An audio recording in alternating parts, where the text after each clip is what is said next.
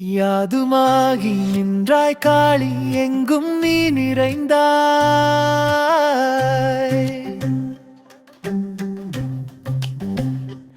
அவர் சக்தியை வெறும் தெய்வமாக மட்டும் பார்க்காமல்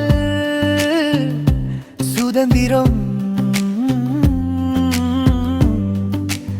அறிவு, வீரம் மற்றும் புதுமை பெண்ணின் வடிவமாகவும் கண்டார்.